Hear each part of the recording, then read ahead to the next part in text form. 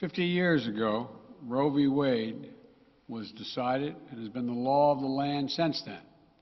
This landmark case protected a woman's right to choose, her right to make intensely personal decisions with her doctor, free from the interference of politics. It reaffirmed basic principles of equality, that women have the power to control their own destiny, and it reinforced a fundamental right of privacy, the right of each of us to choose how to live our lives. Now, with Roe gone, let's be very clear. The health and life of women in this nation are now at risk. As chairman and ranking member of the Senate Judiciary Committee, as vice president and now as president of the United States, I've studied this case carefully. I've overseen more Supreme Court confirmations than anyone today, where this case was always discussed.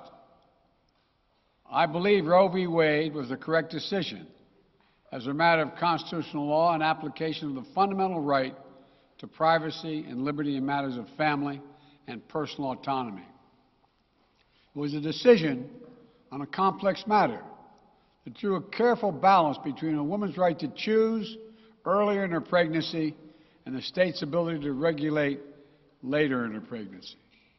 A decision with broad national consensus that most Americans of faith and backgrounds found acceptable, and that had been the law of the land for most of the lifetime of Americans today. And it was a constitutional principle upheld by justices appointed by Democrat and Republican presidents alike. Roe v. Wade was a 7-2 decision, written by a justice appointed by a Republican president, Richard Nixon. In the 5 decades that followed Roe v. Wade, justices appointed by Republican presidents from Eisenhower, Nixon, and Reagan, George W. Bush, were among the justices who voted to uphold the principles set forth in Roe v. Wade. It was 3 justices named by one president, Donald Trump, who were the core of today's decision to upend the scales of justice and eliminate a fundamental right for women in this country. Make no mistake, this decision is a culmination of a deliberate effort over decades to upset the balance of our law. It's a realization of an extreme ideology and a tragic error by the Supreme Court, in my view. The Court has done what it has never done before, expressly take away a constitutional right that is so fundamental to so many Americans that had already been recognized. The Court's decision to do so will have real and immediate consequences. State laws banning abortion are automatically taking effect today, jeopardizing the health of millions of women, some without exceptions. So extreme that women could be punished for protecting their health. So extreme that women and girls were forced to bear their rapist's child. With the child, a consequence. It just stuns me. So extreme that doctors will be criminalized for fulfilling their duty to care. Imagine having a young woman have to carry the child of incest as a consequence of incest. No option. Too often the case. The poor women are going to be hit the hardest. It's cruel. In fact, the Court laid out state laws criminalizing abortion that go back to the 1800s as rationale. The Court literally taking America back 150 years. This is a sad day for the country, in my view. But it doesn't mean the fight's over. Let me be very clear and unambiguous. The only way we can secure a woman's right to choose, the balance that existed, is for Congress to restore the protections of Roe v. Wade as federal law. No executive action from the President can do that. And if Congress, as it appears, lacks the votes to do that now, voters need to make their voices heard.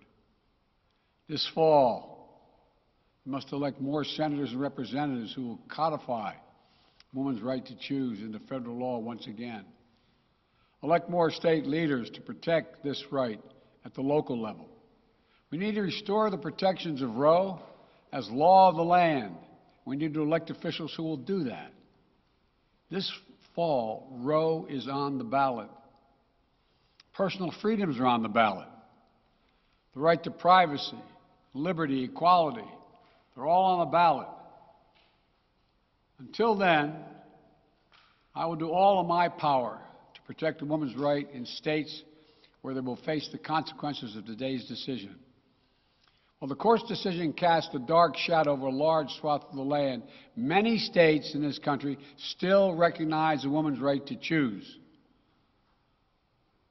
So, if a woman lives in a state that restricts abortion, the Supreme Court's decision does not prevent her from traveling from her home state to the state that allows it.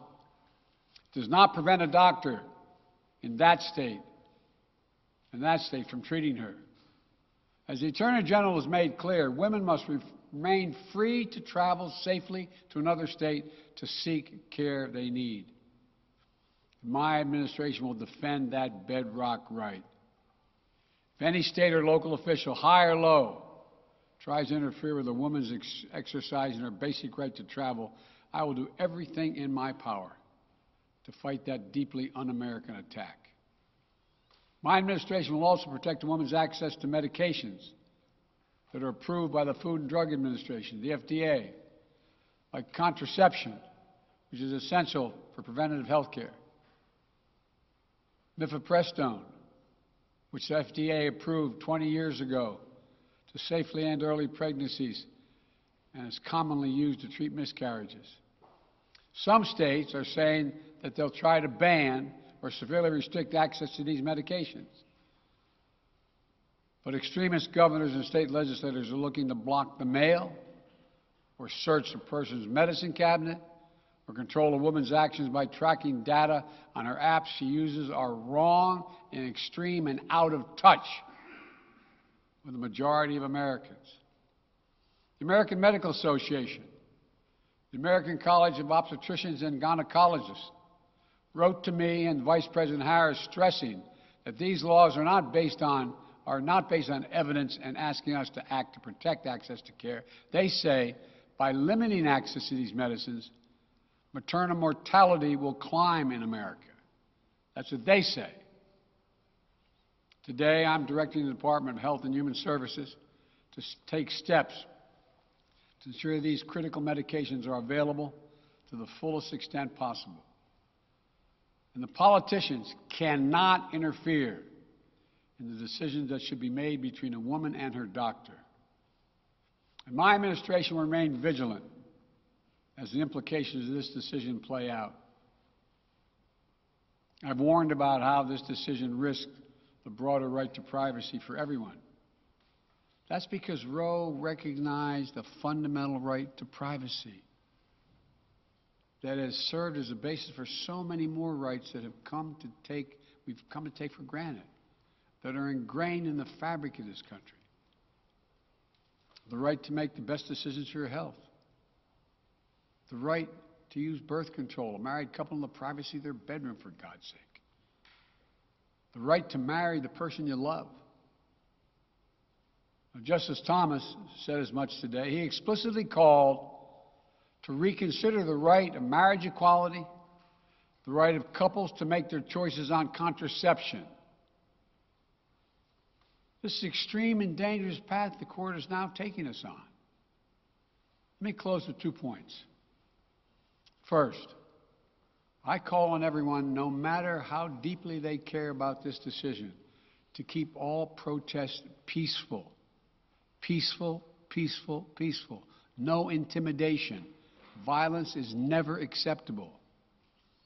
Threats and intimidation are not speech.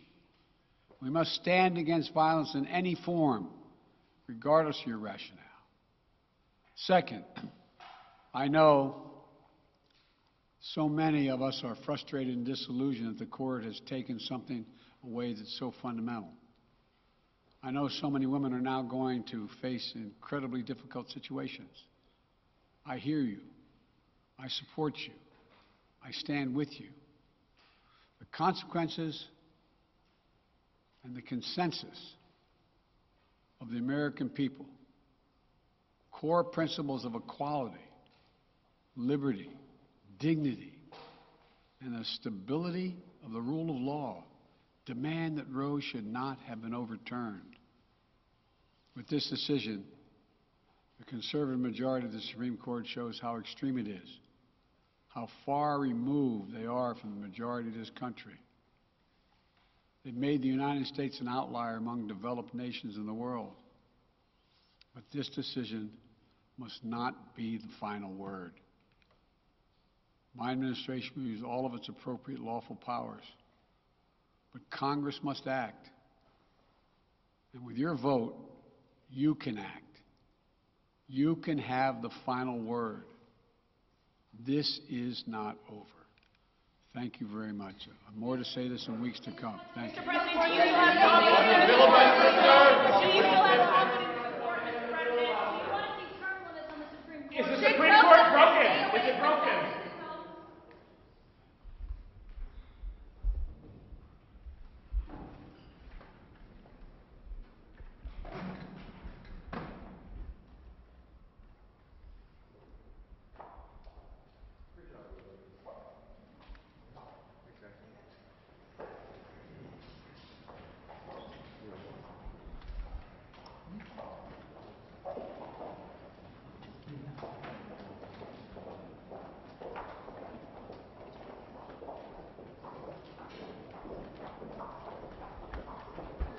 Would you have had a cutaway camera that would have shot that? Yes, they do show it. Definitely. All the women? Okay, good. I think Jasmine mentioned it in the full notes. Okay. Gil,